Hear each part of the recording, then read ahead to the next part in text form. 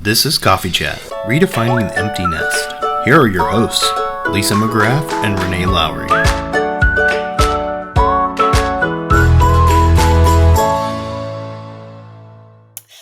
Hi, welcome to Coffee Chat, Redefining the Empty Nest. I'm Lisa McGrath. And I'm Renee Lowry. And we're here today celebrating Independence Day. You know, Independence Day is a great holiday here in America, and it just conjures up all those special red, white, and blue and patriotic things that we think about. But there's also that way to define a connotation of independence about being a parent and how we raise our children. So, Renee, what do you think about this? I think you're exactly right. And today we are really going to work on celebrating our independence as empty nesters, because that's what it is. And there's a difference when you're talking about independence. You know, there's two different ways to kind of look at it. Like in the independence in America from another country, you know, there's a winner and there's a loser. And a lot of times our minds paint this picture of that's what independence looks like. There's a winner and a loser. And so if your kids are independent, then you're losing. But that's not what it is an Independence Day as an empty nester. So what does independence mean to you, Lisa, and your family? So I'm going to take us back a little bit. Our audience may know if they follow me on my own social media, but this is something that happened to me when I was a young kid that I'm just starting to talk about recently. And that is that when I was 14 years old, I found myself homeless. My dad had remarried. I had a step family. They tried to combine the two. And for whatever reason, it didn't work out. And so my side of the family, the kids in my group, one by one, we left or we were kicked out of the home. And so independence for me was I had to do everything myself. I had to learn how to be an adult.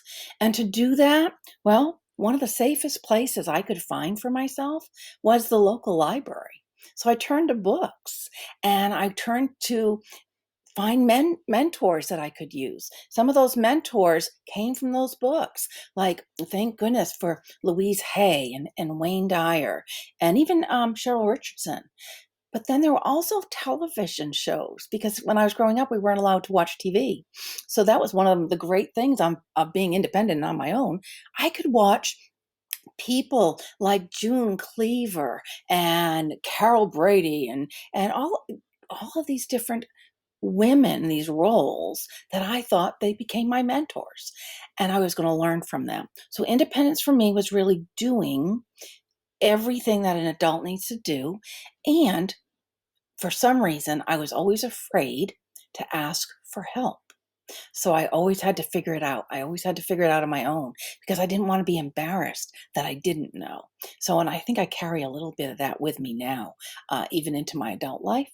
I'm afraid to ask for help. So I got to always remember and be self-aware. How about yourself? Oh, my story is completely the opposite extreme. That's a great story you have.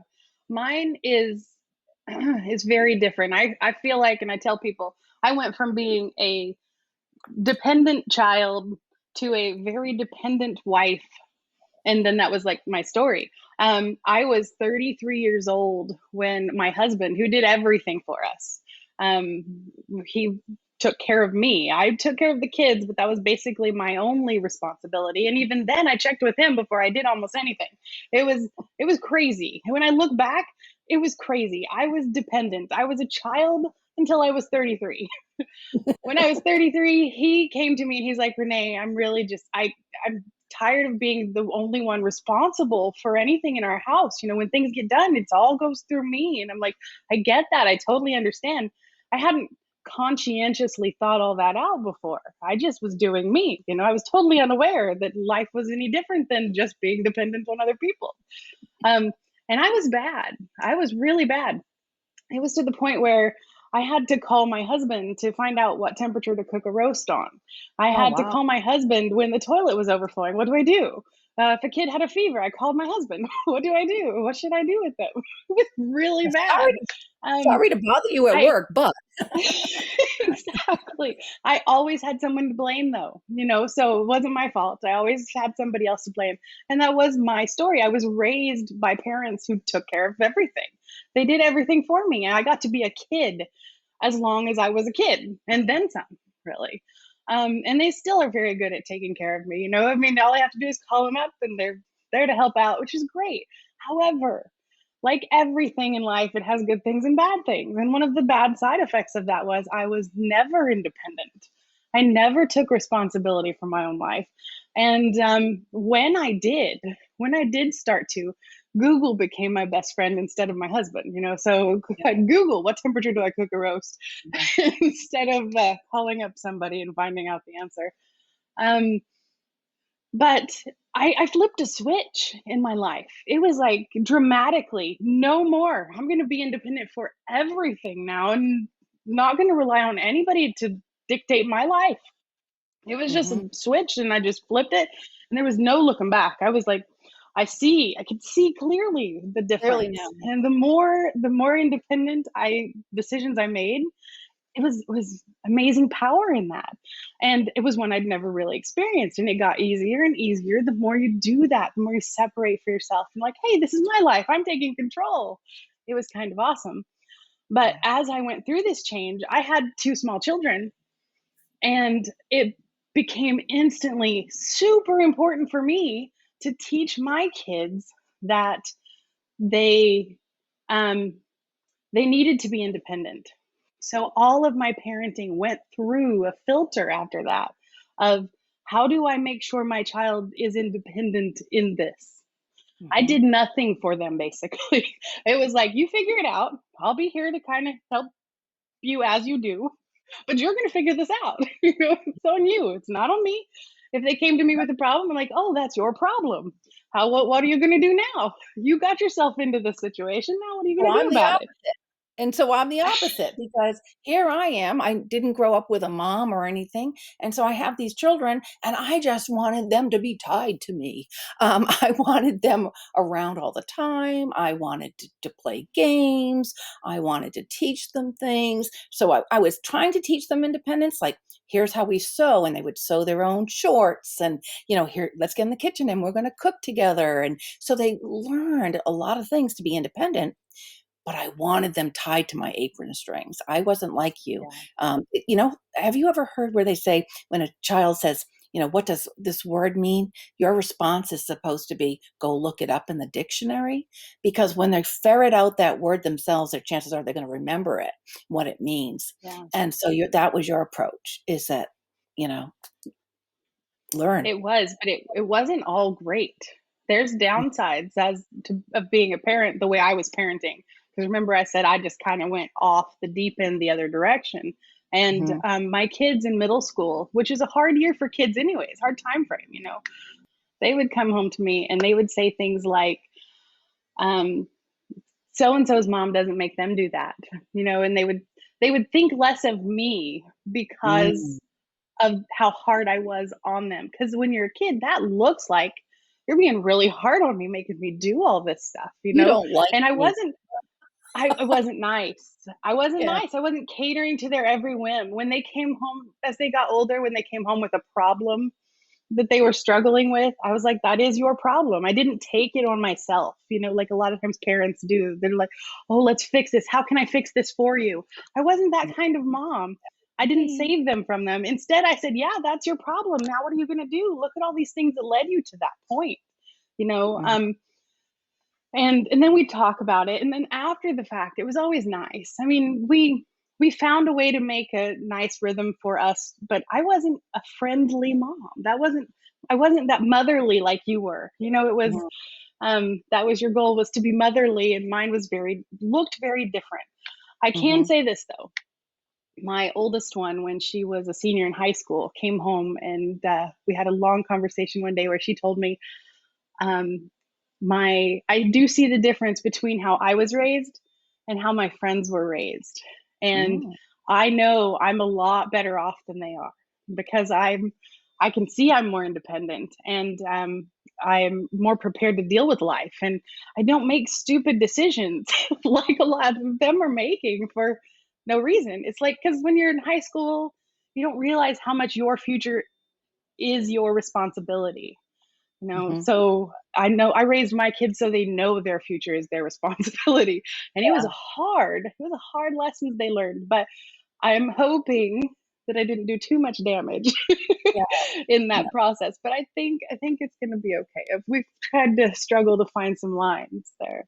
Yeah, and that's one of the things that I teach in my coaching practice is we have to take 100% responsibility for ourselves. So you really did start them off early to know that responsibility, and they are responsible for their lives, and especially as women, young women, Yeah. not depending on someone else. So that your journey was, like I said, is a little different than mine. So you don't want them getting caught up in someone else being responsible for them or making their decisions and choices for them.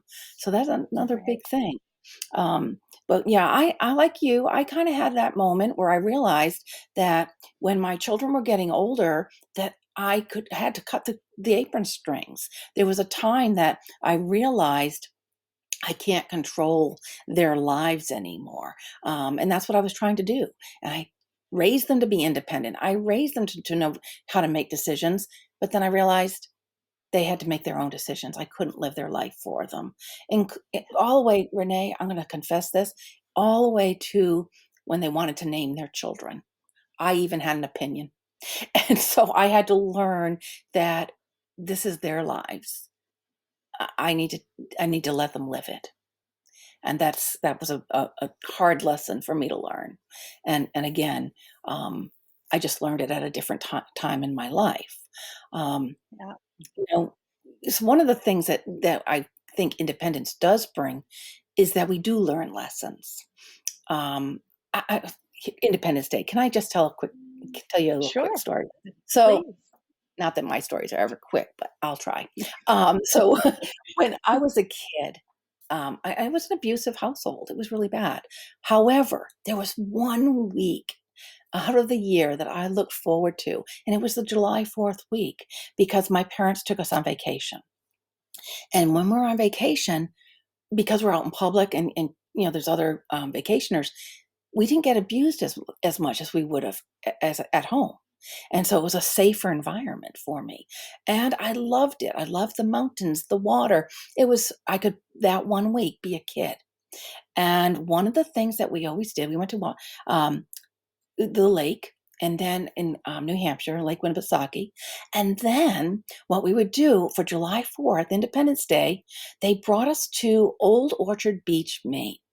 Now, as a kid, again, every year I'm thinking about this. I'm saving my babysitting money. Anytime I had any lemonade stand, I would save my money because I knew we were going to Old Orchard Beach.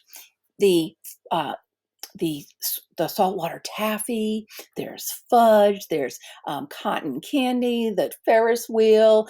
I love the spin art. You would pay at the kiosk on the boardwalk and you'd squirt the paint on the little spinny thing and make your little artwork. And it was just a wonderful, wonderful memory. So I kept talking about this to my kids every year. We would go find the fireworks works and sit down. And as we're waiting, I would tell them that story of how wonderful Old Orchard Beach was. So one year we finally decided, okay, let's take them there, right? I said, I was so excited. All the way there, I'm just so hyper and can't wait to share it with them. We get to the parking lot, and first of all, the parking lot isn't as full as it had been when I visited. But we get out of the car, and both of my boys kind of look at each other, and they look at me, and they're like, "Mom, really? This is how you want us to spend our time?" It was not the memory. It didn't live up to the memories I had given it. And so I Yeah. learned that sometimes we reframe the experience, and it's not actual. As a little kid, everything seems bigger, bigger than life. And so when you, as an adult, you can see things differently. And I think that's what hindsight is as well. We learn. And so another thing that I think about is the women when I was in labor and how much it hurt. But then once I had that little baby, I forgot all about the labor. I was just the little baby, I was all about that. So again, I think our mind works in such a way that we have power to reframe those thoughts and those memories and learn lessons from them. So I learned a Right. valuable lesson. Yeah. Yeah, that's a very good one. Yes. And it says a lot about expectations in general. Like when you have certain expectations and they're not met, it could be the most fabulous place on earth. But if you had bigger expectations than that, then Yeah. you're gonna feel let down. You know, Yeah. right? It's crazy how our expectations kind of can destroy us like that.